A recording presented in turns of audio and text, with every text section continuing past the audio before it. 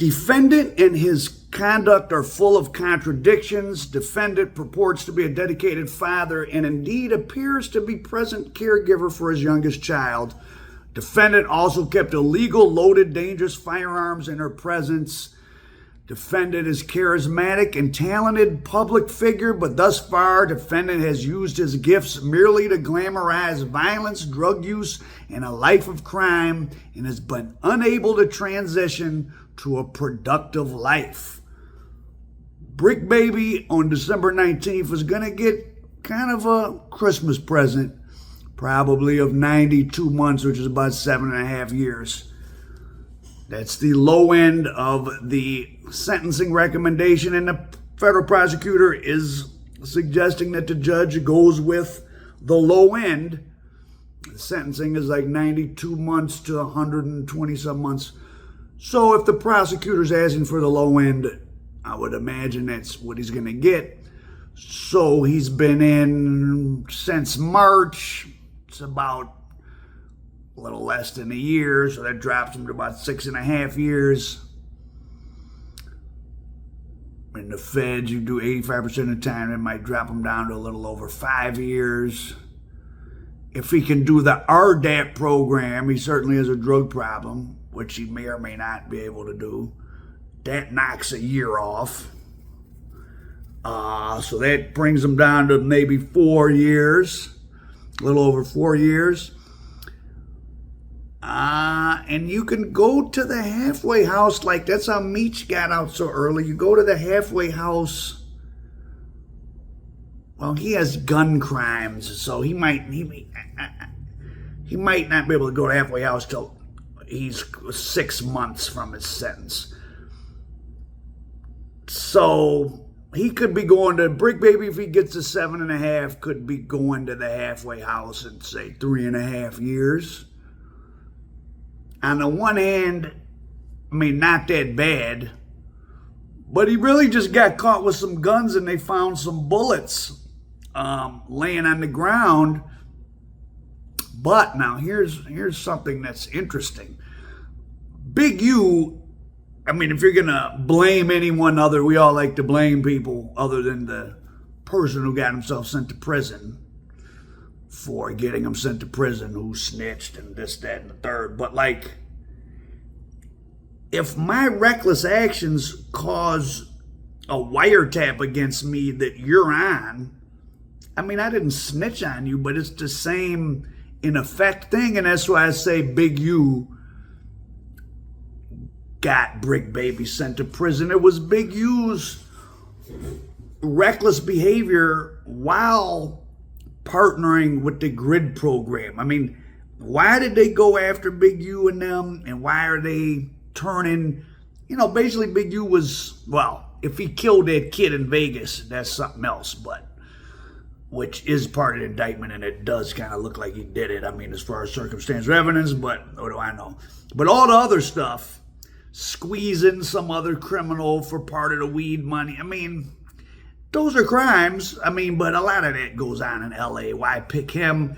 Because he was also getting money from the government. And now you're spitting in the government's face, right? I'm going to pose as a reformed gang member. And this happens in other cities. There was just a big, thinking Milwaukee or Chicago. It happens everywhere where, because that's who the gang and the outreach workers in high crime neighborhoods, the only people that have the skill set and the willingness to do it, and the contacts are people that are from that lifestyle, and many of them have transitioned into other things and are being helpful. And I think a lot of the reduction in violent crime in a lot of inner city communities is from the work of community residents, former bad guys. But in the case of Big U, to be getting money from the government on the one hand, and you still doing your thing on the other hand, now you're being disrespectful. But this was interesting. So Bricc Baby got on the radar off of Big U's wiretaps. Bricc Baby was participating in picking up money part of extortions for Big U, had to give Big U some money. Lucky he wasn't in Big U's indictment. Over multiple months in 2023, law enforcement intercepted defendant Bricc Baby, Zihirr Mitchell, on a wiretap, aka Shitty Montana. What a rap name. Shitty Montana.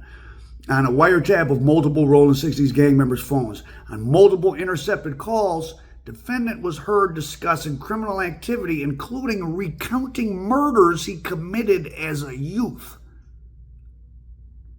So Bricc Baby's problems may not be done.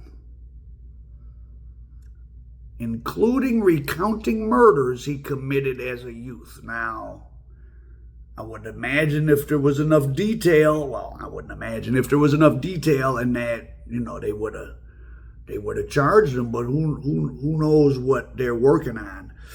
Especially out here in LA.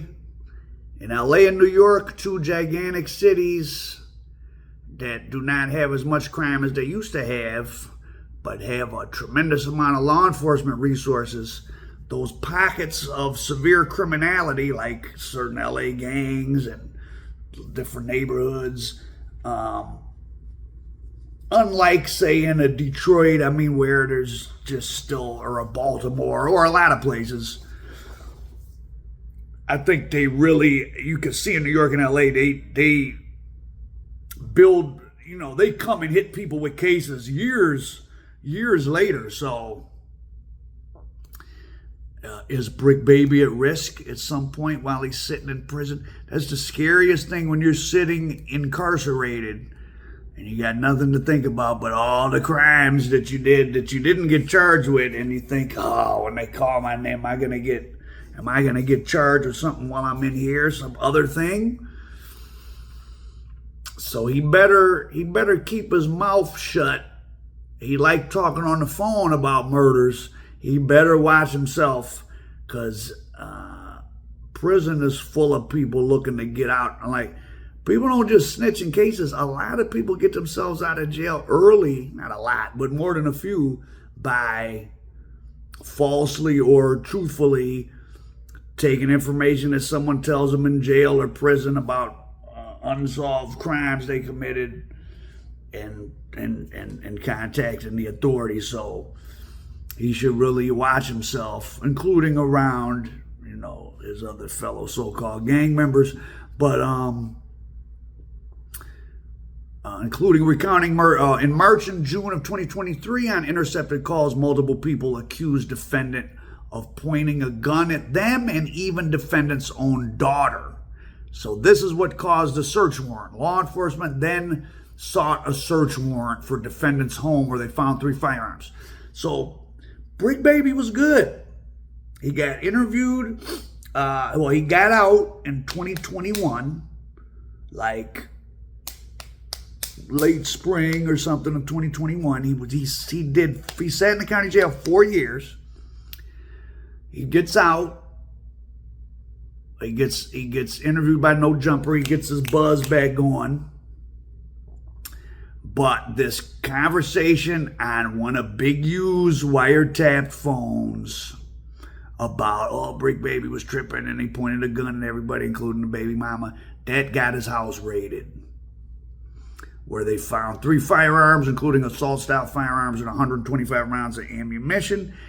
Law enforcement also learned, so they had some bullet casings from some parking lot, I guess, in the Rolling 60s area.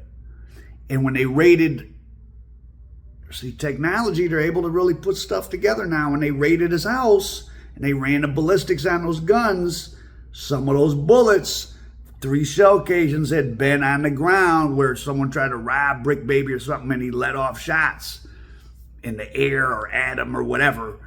And then they were able to tie him to the ammunition, which just means you fired the gun. So Bricc Baby really just got caught with some guns. But then he fired the gun. Then he had the mortgage fraud, or not mortgage fraud, the FEMA fraud thing. But the way the federal sentencing works, they give you a score for each crime. and they just go with the highest score. So the fraud just, he knew he was going to prison probably, and figured rightfully, I guess, if he was thinking that deep, because I don't know how he thought he was going to get away with lying about having an address he didn't have. He made a FEMA claim when there were those fires in the Pacific Palisades, the high-end part. Well, in a lot of LA. Sadly, the person whose address he stole got denied the FEMA funds, at least temporarily. So that's, fraud is not a victimless crime, and that's why they running back through all the PPP people and picking them up. I'm so glad. I was scared to.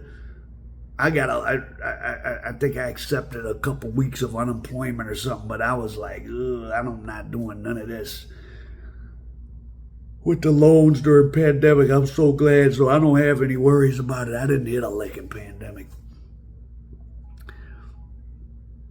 Now, what else is interesting? I went back to some Bricc Baby. You know, some people just live for the excitement. I guess Bricc Baby's life story, as told by him, I've shown footage of the Rolling 60s turf. You can go and look at some of my other videos, and maybe I'll put it up again. I don't have it handy now, but some of the Rolling 60s areas looks like you wouldn't want to park your car and walk around, like guys hanging out in rundown apartments. But a big chunk of it, the Overhills part, it's not just nice, it's very, very nice. And that's the part Bricc Baby's from. He says his mother and stepfather she was the brick lady. That's why he's Bricc Baby, the kilo woman.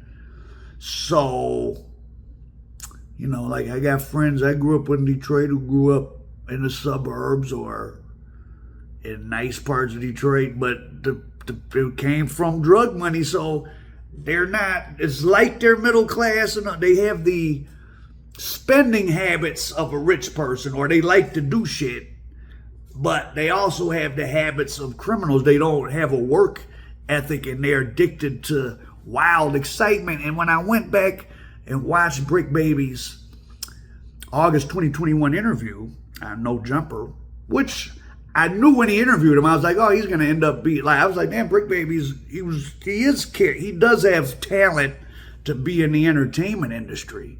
But often the same shit that makes you popular on the street, it makes people like you in jail or just like you on the street, because all that's going to save you in a life of crime. Like if you really running around on the mean streets of the big city, yeah, you got to be tough sometimes and all that, but all that's really going to keep you alive for a long time till you reach the ripe old age of 39 plus some number of years, like Al Prophet. People got to like you. So you got to have some type of turned up little personality that the streets like. Well, that's similar to the entertainment industry, being charismatic, but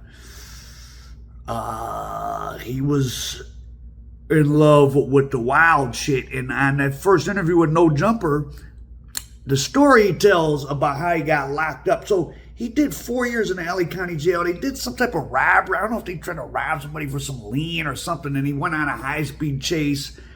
I haven't gotten quite a clear picture of that incident.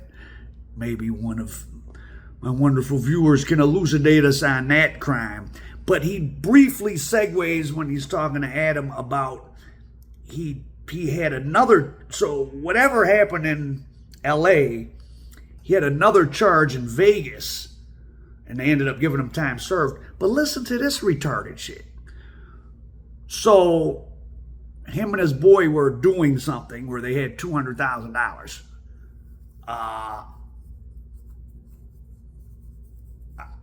I mean, if they had hit a lick, they wouldn't be holding the money, so they was probably flipping work. But remember, this back in 2016, because he did 2017, he did 4 years in the county. He got out in 2021. So all this is statute of limitations. So they were probably selling dope. Anyways, his boy comes, Bricc Baby's in Vegas, his boy's in LA. And Bricc Baby tells stories about selling coke in the club in Vegas And as you can see in this zoom in of his No Jumper interview, he has Marlboro Lights, which is highly associated with white girls doing white girl. So if he picked up a Marlboro Light habit, I can see him having a white Las Vegas yayo clientele, because cocaine and Marlboro Lights go together like Al Prophet and YouTube. So I've heard. Now, so his boy had $200,000. Well, it was their $200,000. His boy comes out to Vegas to hang out. So they got the backpack. This is how, I mean, Bricc Baby's clearly not dumb. I mean, he's probably above average intelligence. But then it really got nothing to do with your decision making. You just so caught up in this wild lifestyle and probably being high all the time. They got the book bag. They leave it in the trunk of a car, and they're back at the apartment where Bricc Baby is living with some woman who's not a prostitute, but has prostitute neighbors who she fights with all the time. So they come outside, the trunk is open in the car because Bricc Baby's boy, again, probably being high, he thought he was locking the door, but he hit the pop the trunk button, or at least that's the story he told Bricc Baby. And so Bricc Baby goes back in the apartment, looks on the cameras, the Ring camera or whatever, and they can see that one of the prostitute girls who lives across the hall from his girl, not his girl, of course, goes down, sees the trunk open. He doesn't, I'm piecing together from what he's jumping around in the story, gets the bag. So Bricc Baby slashes the tires of everyone in the parking lot. Every black female that's in the parking lot, he's snatching up. Bitch, what you know about? Where's my book bag? Where's the money? And one of the women he snatches up actually happens to be the leasing manager. She calls the police. He gets a menacing case. I think because the federal prosecutors referenced an incident in 2016 where he lifted his shirt and showed a gun and said, "Don't fuck with me," which was his first violent crime. Oh no, that might have been part of the robbery. That was his first violent crime conviction. So, hey fellas and ladies, brandishing, showing somebody a gun, not even pointing at him, just lifting your shirt like, bitch, you know I'll pop you. Don't fuck with me. That's a violent crime. In California, it's something called terroristic threats. So you can easily get doubled up.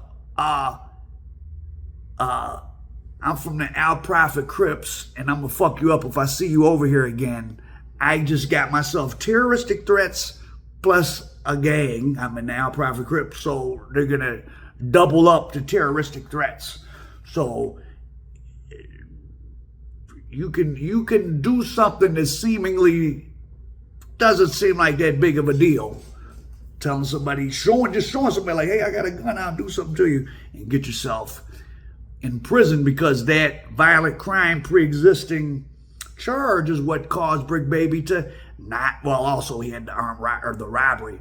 That's what caused him to not legally be able to possess guns. And then when you go to get sentenced, in addition to the crime of the guns and shooting the gun, you weren't even supposed to have the gun because you already had the violent crime conviction. So it snowballs. So on the one hand, him getting 7.5 years for getting caught with a couple guns and there being a couple shells laying on the ground from once when he just busted in the air to get some people off of him, is kind of fucked up. I mean, if you think about it on the one hand way.